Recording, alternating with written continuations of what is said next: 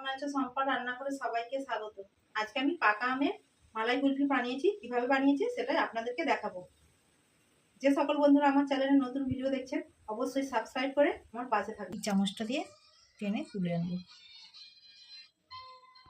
আবারও আঁটিটা বেরিয়ে গেল। দেখুন বন্ধুরা, ভেতরটা কত সুন্দর। আদা ভাঙা করে নিয়েছি, চিনিটা দিয়ে দিচ্ছি দুধের মধ্যে। আমি মালাইটা ভালো করে তৈরি করে নিয়েছি।